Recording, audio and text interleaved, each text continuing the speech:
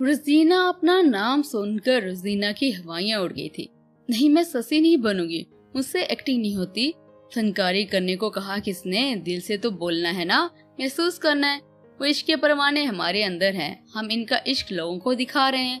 किसी को अपने अंदर महसूस करना इतना आसान नहीं होता। आखिरी दर्जा होता है इश्क का। जब हमारे अंदर भी वही आ जाता है, बस जाता है, हम खत्म हो जाते हैं। अगर इनकी मोहब्बत को दिखाना है ना, तो मिस्टर टॉपर तो पहले पन्नू को ससी बनाना पड़ेगा। महज एक नाटक के लिए इन्हें महसूस करना, अपने अंदर लाना नामुमकिन है। मुंह से लफ्ज निकले, मगर इनकी कहानी का दर्द हम अपने नाटक से लोगों तक नहीं पहुंचा सकते, इसलिए मैं नहीं कर सकती। किताबें उठाई वो चल दी थी जब वो पीछे से बोला, और अगर पन्नू पहले ही ससी बन चुका हो, वो इसमें रच बस गई हो, और वो इसे बताना चाहता हो कि वो नहीं है जो वो सोचती है, तो वो है जो इसके वहम गुमान में भी ना हो, तो क्या ससी सुनेगी, चाहेगी, कुछ कहे ना? वही हुआ था जिसका इसे डर था। इसने हैरत से देखा और नफी में सर हिलाती चली गई थी।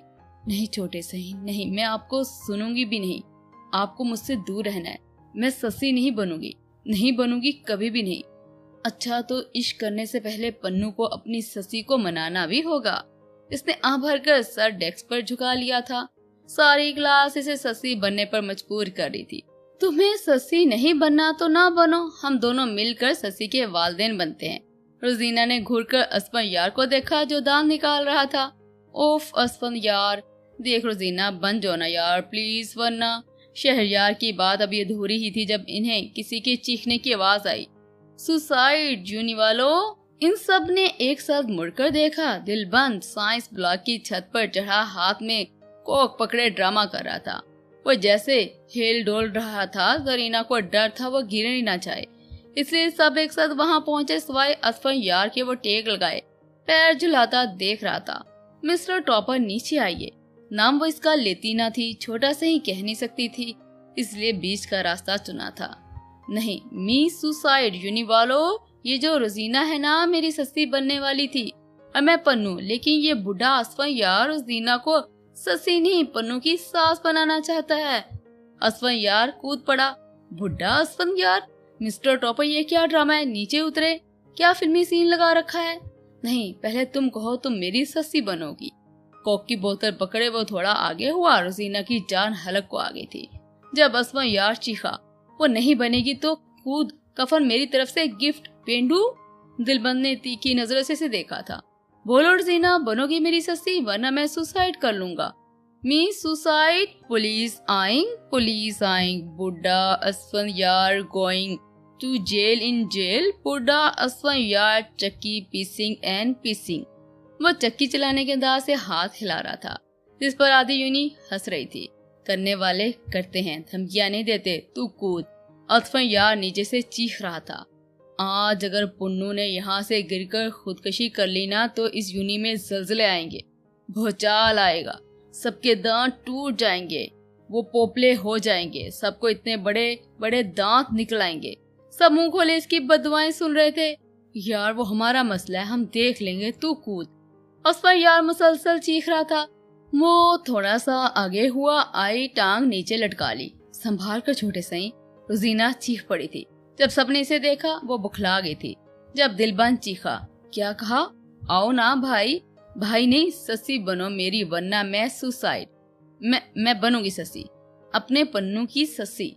आखिर वो मान गई थी। वो खुशी से पीछे हुआ। असफर यार तुम्हारा बुढ़ा बाप बनेगा। वो फिर चीखा जब असफर यार भी चीखा। नहीं, तू कूद, मैं गिर जाऊंगा, ससी मनाओ इसे। वो फिर आगे आया जब जरीना इल्तिजा करने लगी। जब जरीना ने कहा, असफर यार प्लीज हाँ कर दो, प्लीज, तुम जो कहोगे मैं करूंगी, प्लीज। असफर यार ने गौर से देखा। रोजीना के दिल से आवाज आई, गलती, मगर वो नजरअंदाज कर गई थी। चल ठीक है, आ नीचे, असफर यार ने चीख कर कहा। जब वो कोक की बोतल सीने से लगाए बोला, ससी भी तैयार, बुढ़ा असफर यार भी तैयार, इसलिए मरना कैंसिल। भागता दौड़ता नीचे आया। पूरी यूनी हंस रही थी, हुटिंग कर रही थी। ये क्या था दिलबंद, तुम ऐसे भी हो? गांव में मेरी एक दोस्त है जरी, इसे ना फिल्में बहुत पसंद है, तो सोचा थोड़ा सा ड्रामा कर देखते हैं। जरीना सही, हो सकता है रोजीना मान जाए। जरीना ने गहरा सांस लिया और नजर झुका गई थी। असफर यार अभी भी सर से पैर तक रोजीना को देख रहा था। कुछ भी, ज़ेर लब कहता वो चला गया। ड्रामे की तैयारियां शुरू हो गई थी, सबको इनके किरदार दे दिए गए थे। आखिर वो दिन भी आ ही गया जब इन्हें ड्रामा पेश करना था। कहानी सुनकर ज़ीना को ऐसा लग रहा था वो ससी पुन्नू नहीं, इसकी अपनी कहानी है। औकात ड्रामा स्टेज सज चुका था, तमाम कुर्सियां भर चुकी थी, तमाम अदाकार भी तैयार थे। असवन यार ससी का सरदार बाप बना था और बाद में हुलिया दाढ़ी मूंछ बढ़ाकर धोबी भी शहरयार नजूमी बना था। ससी की सहेली इसकी दोस्त बनी थी। आखिर पर्दा हटा और असवन यार एक सरदार के रूप में एक बच्चा हाथ में लिए आया। नजूमी की तरफ बढ़ा। सलाम, मुझे मेरी बेटी के बारे में जानना है। छोटी सी ससी को हाथ में लिए इसका बाप नजूमी के सामने बैठा था। नजूमी ने इसका हाथ पकड़ा और पेशे गोई की थी। सरदार, आपकी बेटी इश्क कमाएगी और ताजर ऊंटों वालों के पीछे भागेगी, इश्क में पागल हो जाएगी।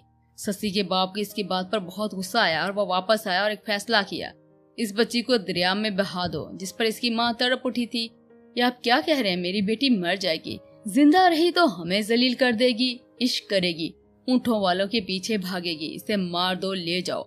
इसकी माँ तो तड़पता छोड़कर सिपाही इसे ले गए थे। डिजिटल स्क्रीन पर बनती नदी में इसे बहता हुआ दिखा दिया गया था। इतनी देर में असवन यार कपड़े बदलकर धोबी बन गया था और पहुंच गया था। जब बहती हुई ससी से मिल गई थी, इसने उठा ली। इसकी कोई औलाद नहीं थी, इसे घर ले आया, प्यार से नाम रख दिया था ससी। धोबी इसके घर से ससी बड़ी होने लगी थी। एक दिन इसने ख्वाब में देखा, सहरा थल का सहरा, ऊंट ऊंटों वाले की आवाजें।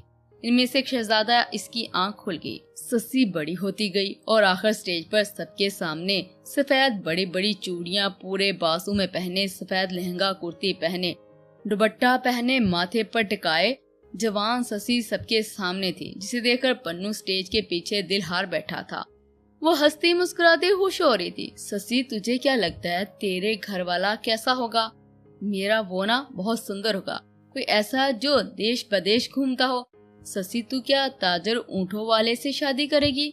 पता नहीं, बचपन से एक ही ख्वाब दिखा है, रेगिस्तान, ऊंट और ऊंटों वाले। मंजर बदला, एक बाजार सजा हुआ दिखाई दिया जहां बहुत सारे लोग खरीदारी कर रहे थे। जब ससी की नजर एक शख्स पर पड़ी और पलटना भूल गई। सफेद शलवार कमीज, सर पर भारी पग बांधे, पन्नू ब्लोच। वक्त इसके लिए जैसे थमसा गया था, हर मंजर धुंधला गया था, रह गया था वो सहरा, आवाजें, ऊंटों की चाप। शहजादा वो बेसाख्ता एक दूसरे की तरफ चलने लगे थे। शर्माती से देख रही थी। मेरा नाम पन्नू है, हम यहाँ तजारत के लिए आए हैं। वहाँ थल का रेगिस्तान में खैमे और ऊंट है हमारे। ससी पुर इश्तियाक नजरों से देख रही थी। अब समझ आया छोटे से, जब इश्क होता है क्यों इंसान अपना आप भूल जाता है, क्योंकि वो तो कहीं पहले इसके अंदर मौजूद होता है।